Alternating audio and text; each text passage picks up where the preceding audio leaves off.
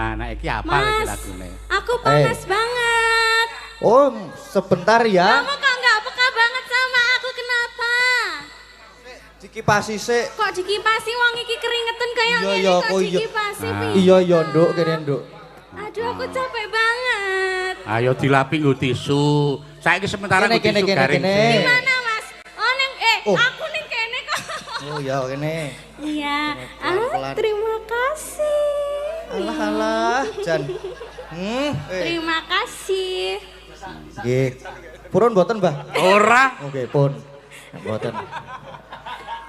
Ayo, saiki sementara tisu garing sik. Esuk Pripun? terus nganggo tisu basah genti. Ayo kemringet kok yo.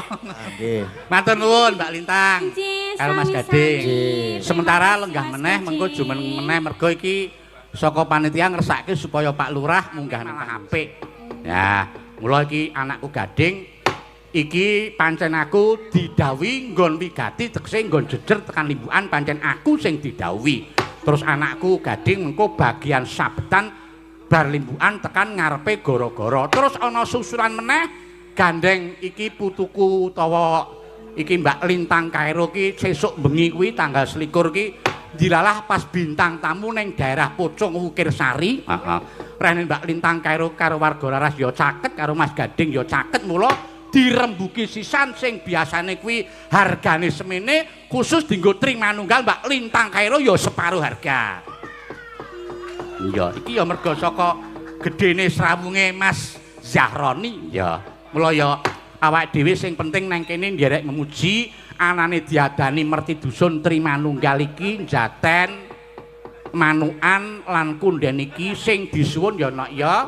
Muga-muga taun sing bakal lumaku iki kabeh kebak berkah sing padha among tani ya padha wekel nggone pangulan tetanen pokoke kabeh pinaringan rejeki ingkang linangkung lan para warga uga padha sengkut gumregut nggone tumandang karya lan warga sing lenggah ana ing Trimanunggal kene kabeh pinaringan kabagas warasan ya lan utamane para among tani muga-muga didohna saka suker sakit didohna saka oma wereng utamane nang kene mau aku dikandhani karo Mas Zahroni jare kene iki tetandurane sok diserang karo oma tikus muga-muga anane diadani merti dusun kabeh melu nyuwun muga-muga terus ilang oma wereng kuwi ya lan sing baku meneh kerukunan guyub rukun gotong royong bandol rompol kudu tansah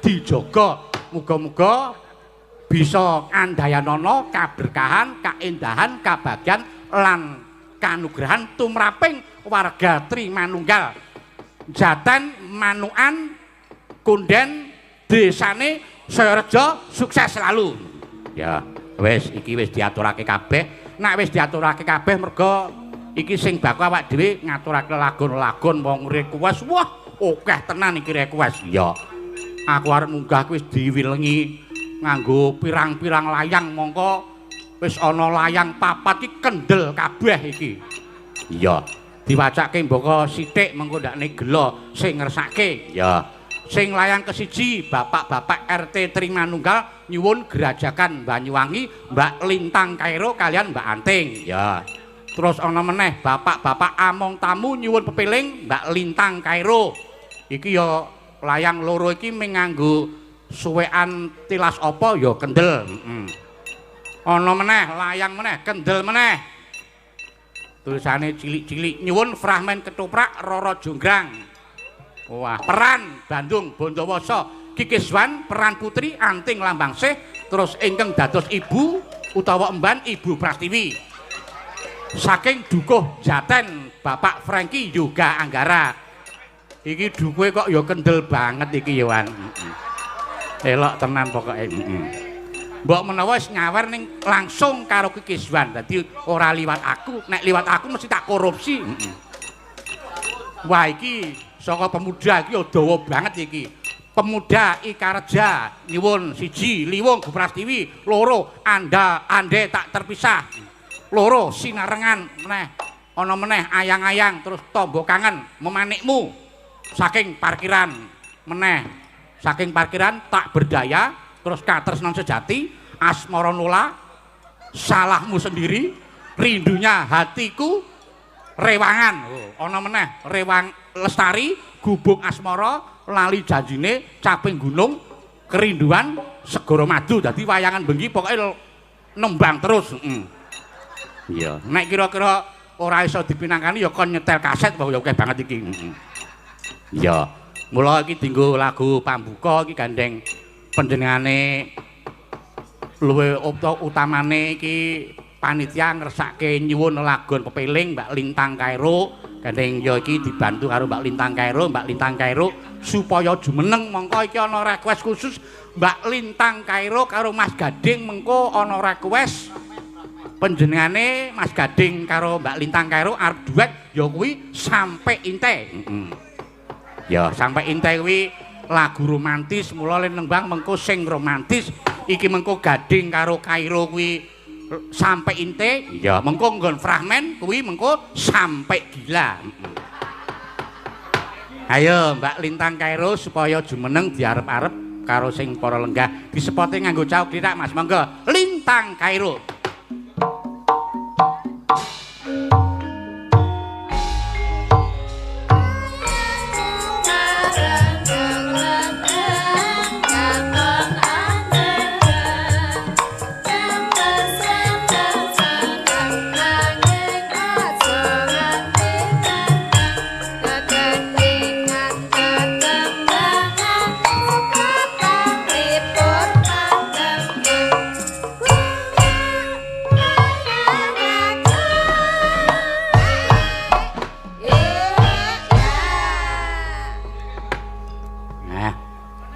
Wis menang. Nggih, sugeng dalu, Bapak. Inggih, sugeng dalu.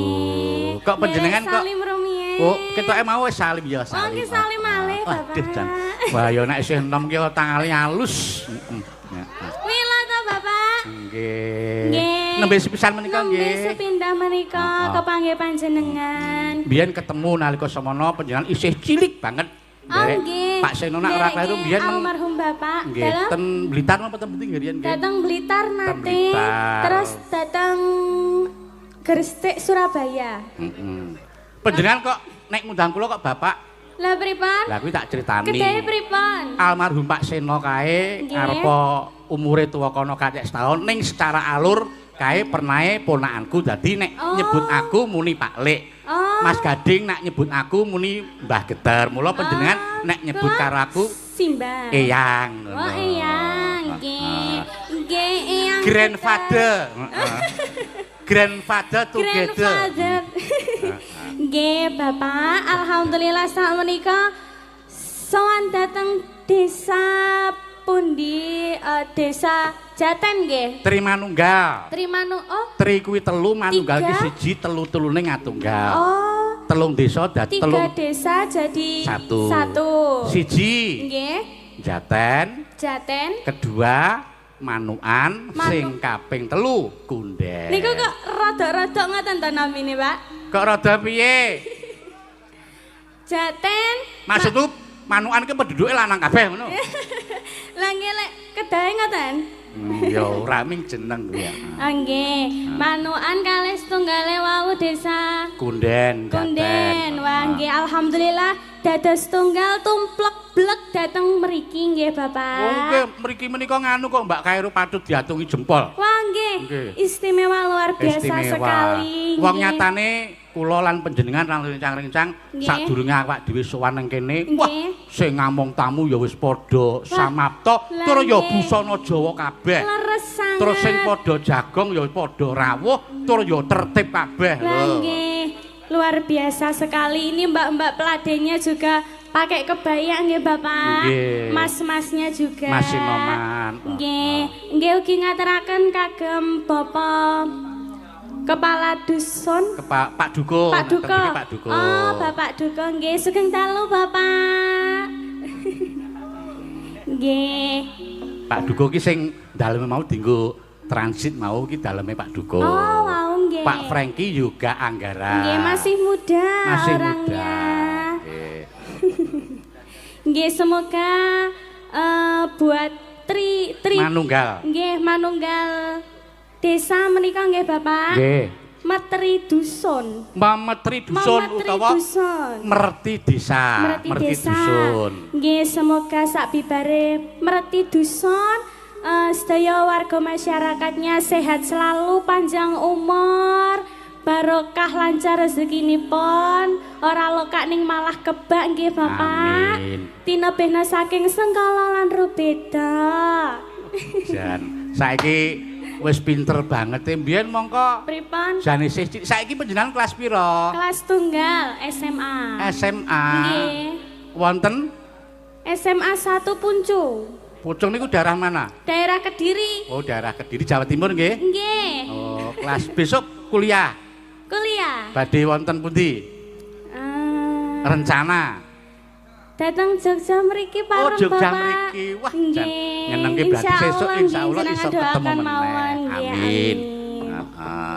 Yo caos panglipur iki pamulutan akeh banget no. Panjenengan iki di apa iki disuni supaya bawa dandang gula rukun Islam mengko dibake pepeling. Nggih. Nggih. Nggih, dandang gula nggih. Nggih. Dinggo lagu pambuka. Nano neno. Ben dinikmati suarane. Rukun Islam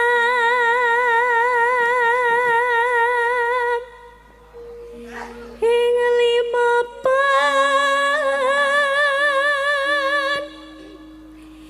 iki.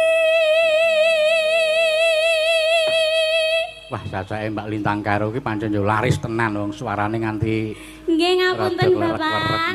Ning panjenengan nganu kok tak atungi jempol. Saking senenge arep sowan ning Trimanunggal ki panjenengan le sowan mriki wae mruput esuk pun dugi mriki nggih. Sampun. Wah, nginep tengene Pak Jaroni wae nggih. Nggih wau pagi sampun dateng dalemipun Bapak Zaroni nggih laras. Jan nyenengke. Ayo nok lanjut nok. Katindakna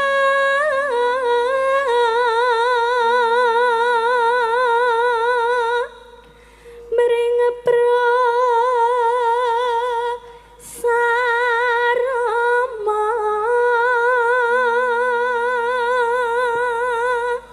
Neno. Aja nganti ditinggalke.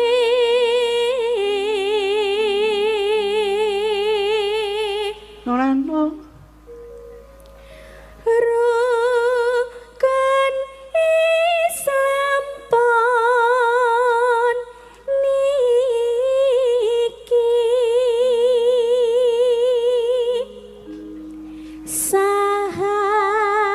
sahadate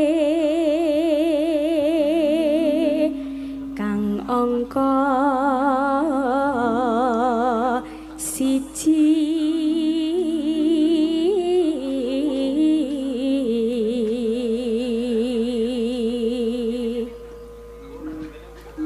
Kang kapindho salat dene kang ketelu.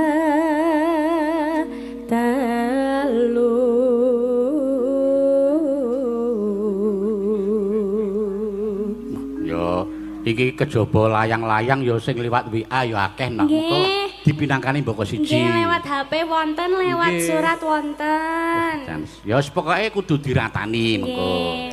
Ya lanjut. Ramadan nindakno poso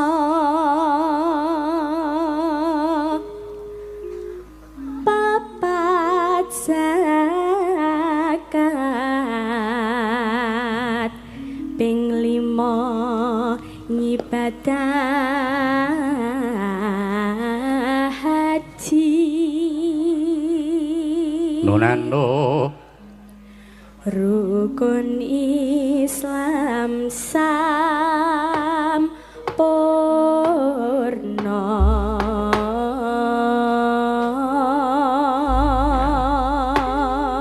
Matur nuwun Mbak Lintang, iki sadurunge diaturake lelagon tak macake WA-ne saka pepundenku saka sapa saka panjenengane Pak Sabto Saroso ki anggota dewan iki mbiyen ya Lurah Sendang Sari kene.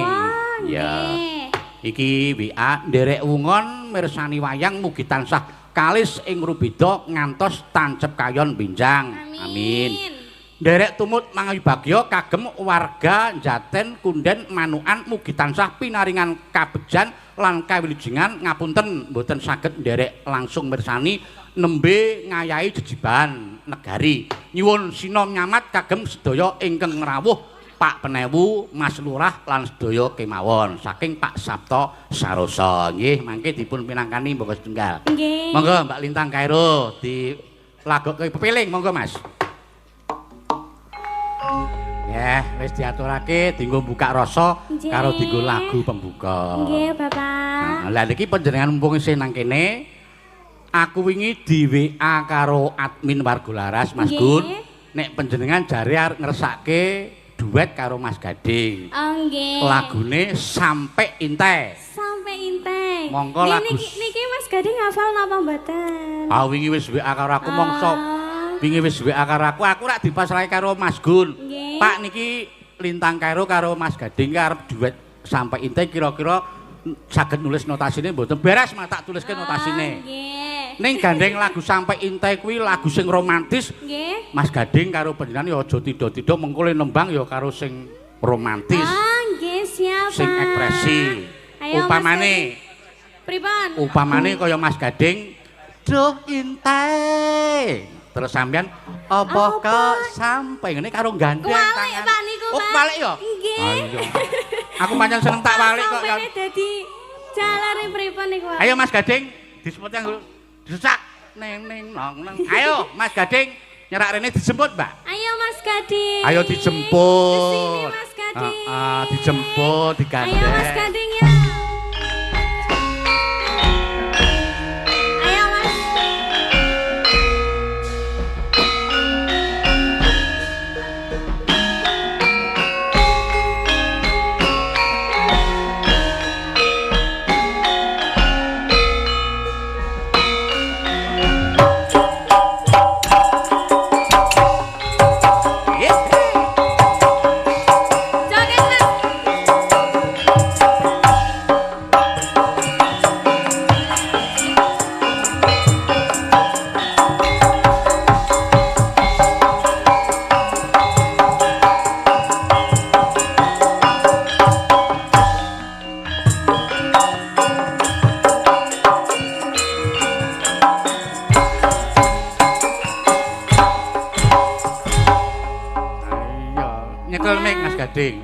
Pokoke rasane isin. Nggih, Mbah.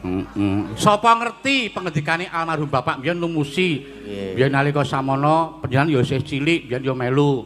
Mbak Lintang Kairo mbiyen ya melu. Sesuk nek ana rejaning jaman mbok menawa Lintang Kairo sesuk iso dadi judine anakku barang mbok menawa lho. Mula kok njaluk lagu Sampai Inte. Nggih. Kudu Mas Gading iso ngimbangi lagu Sampai Inte iki romantis lho. Iya, dikit-dikit aja. Nek digandeng aja, tangane ya manut. Heeh, lagunya dikit-dikit aja. Dikit-dikit kepiye? Ya maksudnya aku ora seneng nek dikit-dikit. Lah senenge piye? Ora apa-apa. Iki lagu Sampai Inte iki lagu Cina. Le omong-omongan nek iso ya cara Cina. Ya ora kok ya. Pokoke sing romantis. Wong lagu niki tentang katresnan. Nah, apa kowe tresno aku terus Gading mangsuli donya akhirat tresno. Ya. Aku lali ya, Mbah. Ora wong wingi tak bantuin ya nanti. Okay. Nanti liriknya tak bantuin Mas Gading nyanyi ya. Wong kuwi nganti ana sing nyawer apa kuwi jenenge Mas Janu? Oh nggih niki wau. Kuwi Mbak dipendet, Mbak. Saking dibacakan. Ini untuk Ki Gading Pauge dari Positif Fiber. Vibes. Oh vibes, tapi tulisannya R. Ana meneh kuwi saka sapa? Lintang Kairo, untuk Lintang Kairo dari yang sama. Ini terima kasih ya. Semoga sehat selalu, lancar rezekinya. Amin. Selalu mensupport saya sama Mas Gading. Terima kasih. Nah, terus kuwi? Untuk siapa? Dari siapa? Untuk Ki Geter. Panjenengan ki diparingi niki. Waduh matur nuwun, matur nuwun. Terima kasih. Wah, apa iki? Wah, duit karo kopi kapal api. Wah, iki jenengan mboten ngantuk niku seminggu. Wah, iki sing penting duitnya tak jukuk, kopine mongso borong. Tak ngono. Nyo, kopine nyo. Ada lagi, Bapak. Oh ya, terima kasih. Kesehatan niki, Mbak. Bukakno, Mas. Minta tolong. Sik, berapa? Wi untuk Ki Geter apa untuk Ki Gading kuwi? Heeh. Ayo didepke rono ben disut. Pegang, Mas. Ya. Oh, kualik, Mas. Oh, ini. Semoga sukses dan rukun selalu, Mas Gading, Mbak Lintang. Terima kasih, Lintang Pawukir fans. Wah, Lintang Pawukir kok. Terus itu niku apa, Mas, yang itu, Mas? Yang ini untuk Ki Geter. Kagem Yoga. Wah. Ora ding ora, padha tulisane. Oh, sama. Sami niki Ya, lho. buat Lintang Pawukir fans, terima kasih banyak. Semoga guyub rukun selalu ya. Terima kasih sudah mensupport Mas Gading dan Lintang. Terima kasih. Matur nuwun. Pokoke matur nuwun. Ning ya jane sing maringi pilih kasih lho. Aku iki Lintang karo Gading abang-abang kok nggon aku biru iki wah jan. Lah panjenengan gandengane sinten lho, Pak? Aku ora ndek gandengan aku. Ayo. Kita berdua kan cocok ya, Mas ya. Lagi. Sudah. Ayo. Lagune ngene, Mas. Sampai intai lho lagune. Gimana lagune? Dipraktekin coba Mbak Lintang anu. Prakteke. Tangane ngomong. Nah, terus Gading. Apa Intai? Kamu itu manggil aku nama Intai gitu loh. Oh, Intai toh. Neng BA ki bingung aku, Mbak. Sing penting saire aja kesusule gandengan, saire. Udah aku meng manut. Aku emang digandeng manut banget Mas Dan. Wah, aku ki manut kok wonge kok. Dikapak-kapake manut. Wingi wis tak kirimi linge ya, kudu dipelajari kok. Apal ya? Apal, Mas. Ben karo dituntun Nggih, mugi-mugi apal. Bukane iki lek nulis notasi ya mendadak, iki mau lagi tak fotokopi. Oh, nggih. Bukane saka saron dhuwur. Niki. Teng tong teng tak duntan detang. Niki mboten kalem-kalem mawon, Bapak. Sing pertama kalem dangdut ning dangdut tipis-tipis. Pamrih ben panjenengan ki romantis iso meresapi ngono lho. Oh, nggih, siap. Nggih. Ya, sampai ente bukane saron ki Mas nggih. Ning neng nang ning nang alon sik Mas, kok sing keloro sesek ora apa-apa. Yo, sing romantis lho. Yo, sampai ente.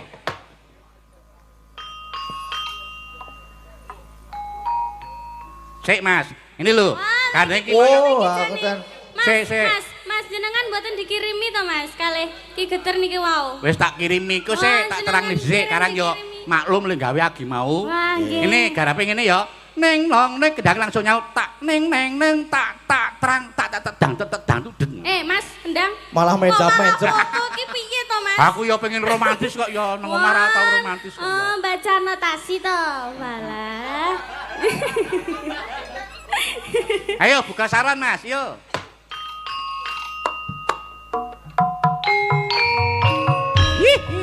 Mas Gading. Dalem Dek Lintang. Mas Gading tahu nggak Apa? bedanya bintang sama lintang? Apa ya? Kalau bintang itu menyinari dunia. Oh. Kalau aku menyinari hatimu. Ayo Ya masuk. ampun.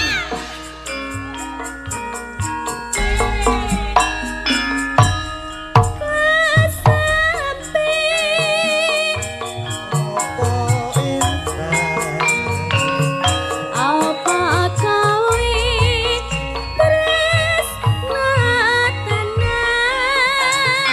terima kasih. Lo intai.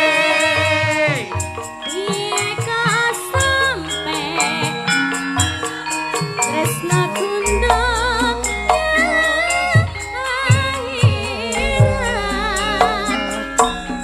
yen mangkana sampai kau impe. Ayo Mas, kau Ya. lupa. Lali aku. Yen mangkana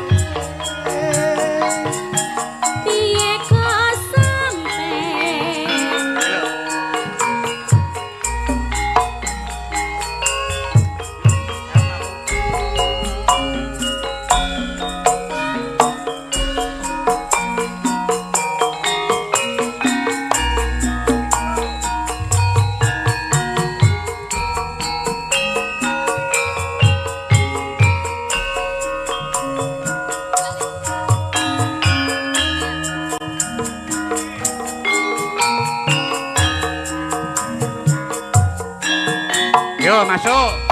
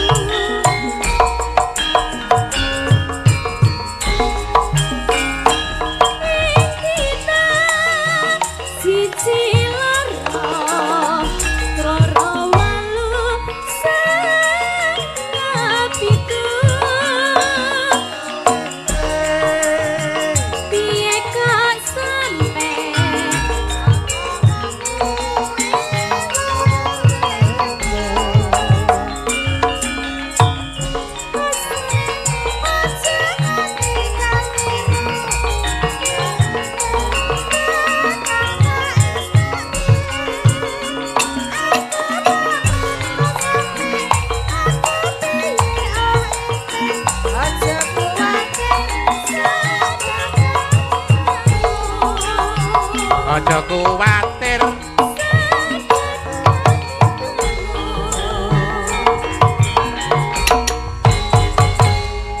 Wis aku angkat tangan, Mbah. Mboten napa-napa, Bapak. Ayo wingi wis tak dadak lagunya. Ayo wingi wis tak kirimi linge. Oh. Carane ajar ning omah, Bul. Nggak apa-apa, Mancing Mas kok malahan. Lah mancing karo ajar. Ah iya, Nggak serapor apa-apa. golek iwak. Sesuk diapalke mergo iki nak panjenengan iso nyanyi karo Lintang karo jan pas banget ngene iki jane. Nggih. Heeh. Nggih. Lagunya yang duet Apa? aja yang bisa aja. Ah Mas. yang bisa Apa, yo? apa? Lintang Yang bisa, Asmara yo. apa-apa? Apa ayang-ayang? Manut Apa langgam? derek. Oh, derek. Nggih, derek. Melok bareng di Lintang Asmara ya. Nggih, derek. Ya, tinggo. Wah, aku wong manut.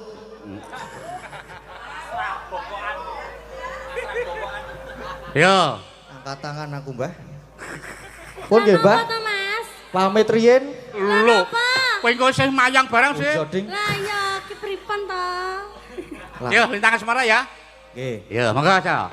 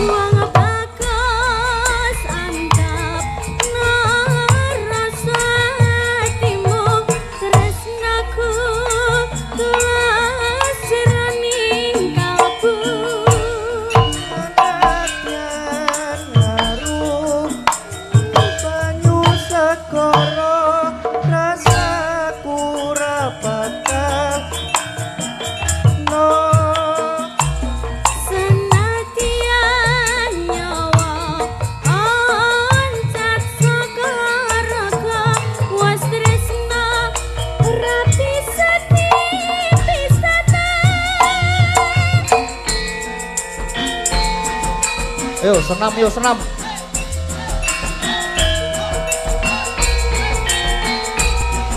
Kiri kiri kiri kiri.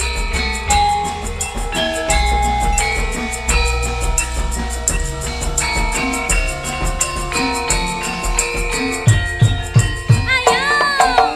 Pantoro ratri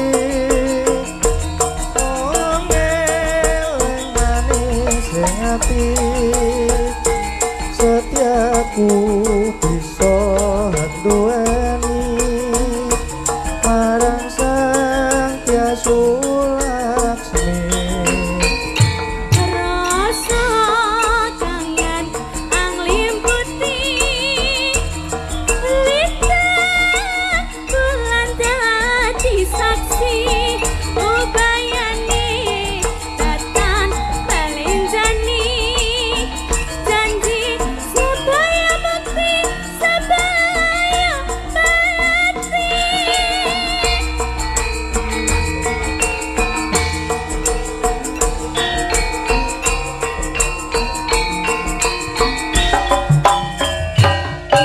Ayu tresnamu kinarya tamba susatro ning batinku. Wong bagus antang rasa hatimu tresnaku tulus jroning kalbu. Ngaruh banyu sakara rasaku ra bakal cerna. Senadyan nyawa oncat saka raga was tresna ora bisa dipisahna. Yen was tresna ora bisa dipisahna. Ya matur nuwun. Nah, nek iki apa iki Mas, lagune? aku panas banget. Oh, sebentar ya. Kamu kok nggak peka banget sama aku, kenapa? Dikipasi sik. Kok dikipasi wong iki keringetan kayak Iya, gini iya, kok kok iya. dikipasi Ah. piye? Iya iya nduk kene nduk. Aduh, aku capek banget. Ayo dilapi nggo tisu. Saiki sementara Kene, nggo tisu kene, garing kene. sik. Gimana, Mas? Oh, Oh. aku ning kene kok. Oh ya kene. Iya. Pelan-pelan. Terima kasih. Alah alah Jan. Terima kasih. Nggih. Purun mboten, Mbah? Ora. Oke, pun. Mboten. Ayo, saiki sementara tisu garing sik. Esuk Pripun? terus nganggo tisu basah genti. Ayo kemringet kok yo. Nggih. Matur nuwun Mbak Lintang. Nggih, Karo Mas sami-sami. Gading. Nggih. Sementara Terima lenggah kasih, meneh Mas mengko Gading. jumen meneh mergo iki saka panitia ngersake supaya Pak Lurah munggah ning panggung sik. Oh, Oh nggih, siap. Karo mengko penjenengane Pak Ustad ya Pak Ustad Pak Sumiran nek ora kleru ya arep munggah panggung, arep nyumbang lagu. Ya. Oh nggih. Ayo. Nggih. Pelok bareng, Dik. Pelok 6. Mas Gading lenggah, Mbak Kairo lenggah, Pak Lurah Nggih, diaturi matur munggah. suwun.